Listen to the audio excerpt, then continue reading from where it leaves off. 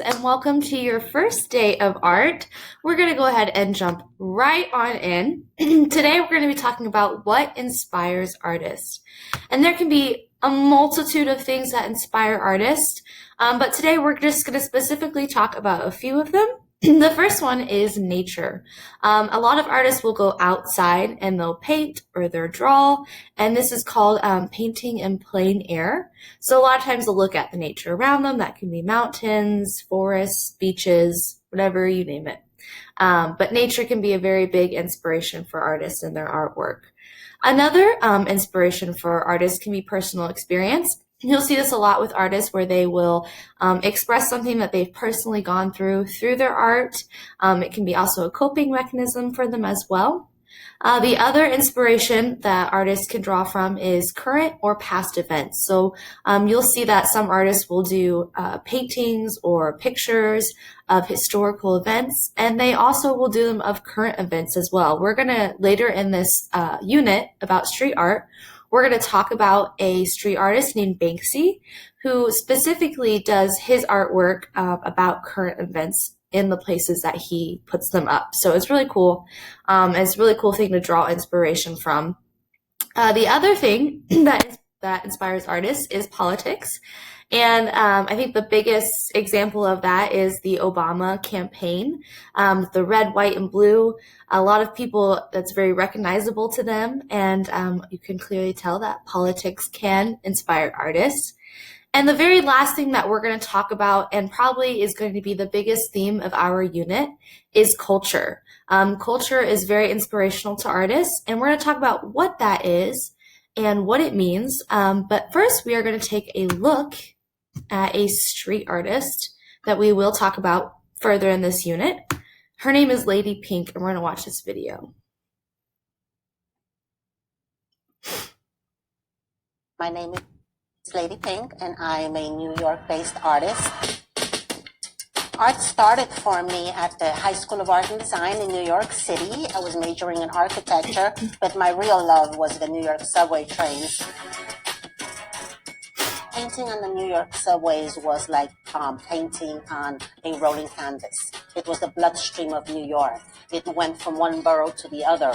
We were actually giving our talents and as gifts to New York City. And I started in 1979, and the subways became clean by 1989. And then everything went above ground, and street art was born.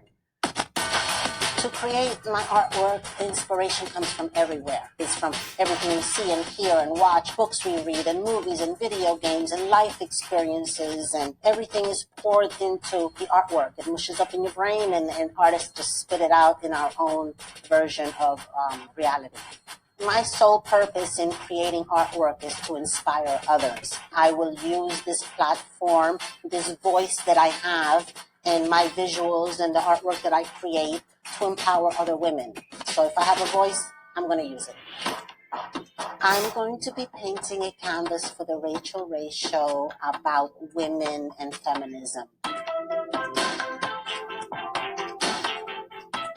It will depict a Latin woman with two little girls coming into the country illegally. There's a chain link fence frame around them, which speaks to today's time. It has an African American woman, I have an Asian girl, I have a woman holding a flag. So I think, my feminism self is coming through.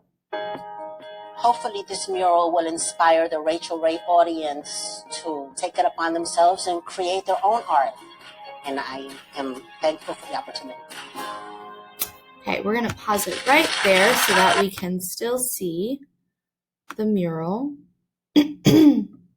Okay, so like we talked about, many things inspire artists, and Lady Pink was especially inspired by other cultures. If you look at the mural that is behind her, she specifically mentioned that she depicted a African American woman. She also depicted an Asian girl. So she wanted to include other races and other cultures into her artwork. She also was inspired by current events. She talked about how she painted a woman and her child, and then it put a chain link fence around them.